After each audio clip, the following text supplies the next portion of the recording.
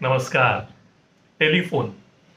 नमोत्री मिजोबाच्या खोलीत शिरली तेच मुळी लाडीगोडी लावत. मिजोबाला लक्षात आलंच. त्याने लगेच सांगितलं, नमे, काय हवंय ते स्पष्टपणे सांग. मिजोबा उद्या की नाही शाळेत अँटिक वस्तू घेऊन जायचे. ज्याची सगळ्यात इंटरेस्टिंग असेल त्याला बक्षीस. मिजोबा उठला, आपल्या स्टडीमध्ये गेला आणि खालच्या कपाटातून एक हिरवट रंगाचं उपकरण घेऊन आला. हा घे, टेलिफोन. जा घेऊन पुराण वस्तू म्हणून. नमोत्री अचंबित होऊन त्या वस्तूकडे डोळे विस्फारत उद्गारली, हा टेलिफोन आहे? मग काय, त्या रात्री गोष्टीचा विषय टेलिफोन. अगं, माझ्या आजोबांच्या दादांच्या वेळी तर घरी फोनच नव्हता. ऑफिसमध्येही एखादाच असे, साहेबाच्या केबिनमध्ये. मी बहुधा पहिला फोन पाहिलेला माझ्या आठवणीतला म्हणजे ठाण्याच्या मावशीकडे.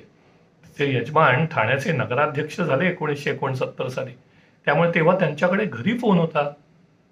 आजोबा तर म्हणायचे, जादू आहे हा फोन म्हणजे. सुरुवातीला फक्त काळ्या रंगात आणि चांगला गले लठ्ठ आणि जड असायचं ते उपकरण. मग जरा हलका आणि विविध रंगात मिळू लागला. आधी तर गोल डायल असायची आकडे फिरवायला आणि नंतर मग पुश बटन येऊ लागली. पण हे झालं उपकरणाविषयी. बाकी फोन असणं हे प्रतिष्ठा आणि श्रीमंत असण्याचं लक्षण होतं त्या काळी. त्यामुळे कॉलनीत, सोसायटीत, मजल्यावर कुठेतरी एखादा फोन असे आणि त्यांचा नंबर खुशाल शेजारी पाजारी देत असत आणि अख्ख्या मजल्याचे फोन त्यांच्याकडे येत असत. नमोत्रीला हे सगळं अगम्य वाटत होतं, हे तिच्या चेहऱ्यावरून कळत होतं. अगं, फोन कनेक्शन मिळणं हेही दुरापास्त होतं. आम्ही 1992 साली ठाण्याला राहायला आलो तेव्हा घरी स्वतःचा फोन आल्यावर काय आनंद झाला होता सांगू. त्यातही ओवायटी अर्ज केला म्हणून. मिजोवाला आत्ताही हे सांगताना आनंद होत होता. पब्लिक टेलिफोन हा तर अजूनच एक वेगळा विषय. घरोघरी फोन नसल्यामुळे पब्लिक फोन असायचे. त्यात 1 रुपयाचं नाणं टाकून 3 मिनिटं बोलता यायचं.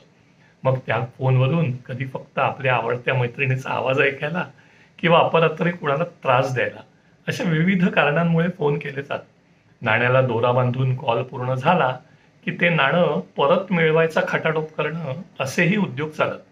मी आणि आई जवळच्या गांधी हॉस्पिटलमध्ये जायचो मावशी किंवा काकूला फोन करायला. काकू होती टेलिफोन एक्सचेंजमध्ये नोकरीला. तिचा किंग सर्कल एक्सचेंजचा फक्त 4 क्रमांक असलेला फोन नंबर अजूनही लक्षात आहे. नंतर मग ते 6, 7 आणि अखेरीस तर 8 आकडी झाले.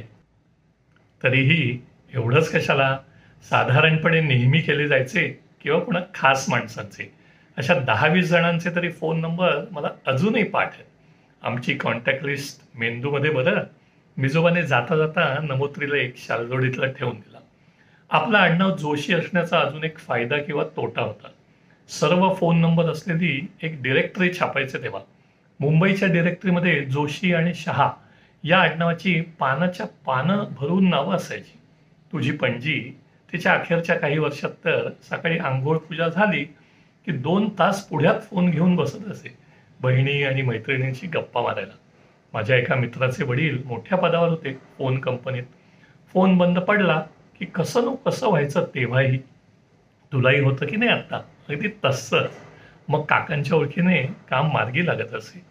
बाकी फोन दर महिन्याला स्वच्छ पुसून सुगंधी कापड ठेवायचं, नवीन नवीन उपकरणं विकणे, असे विविध अनुषंगिक उद्योग होते तेव्हा. पण सगळ्यात मोठा म्हणजे STD, ISD, PCO. अगं, म्हणजे या पब्लिक फोन बूथवरून अगदी जगभरात फोन करता येत असत. नाहीतर त्यापूर्वी घरी ट्रंक कॉल लावायला लागत असे.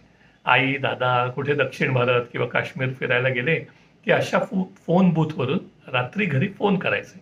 आणि तेच पथ्य मीही पाहिलं. जगात कुठेही मी टूरवर गेलो, अगदी इराक किंवा इथिओपिया असलं तरी, मुख्य ठिकाणी पोचलं की एक फोन घरी अवश्य करायचा. आपल्या माणसांना आपली खुशाली कळवायचं साधन होतं फोन म्हणजे. नमोत्री एव्हाना झोपी गेली.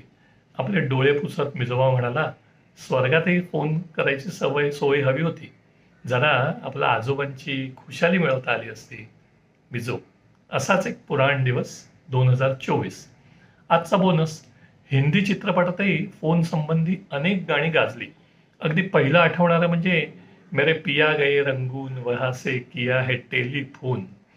बोनस म्हणून आहे मात्र माझं आवडतं हळुवार गाणं. टेलिफोनवर गातोय सुनील दत्त आणि दुसऱ्या बाजूला फोनवर साक्षात नूतन. सुजातामधलं अजरामर गीत रसिकांच्या लक्षात आलंच असेल. मी विनंती केली डॉक्टर उपेंद्रला. आतापर्यंत प्रामुख्याने उडती गाणी घेतली मी त्याच्याकडून, पण इथे मात्र आंधळा मागतो एक, अशी गत झाली माझी. उपेंद्रने चक्क व्हिडिओ दिलाय, बघा आणि ऐका. त्याचा भावस्पर्शी चेहरा आणि आवाज. जलते है जिसके लिए. नमस्कार.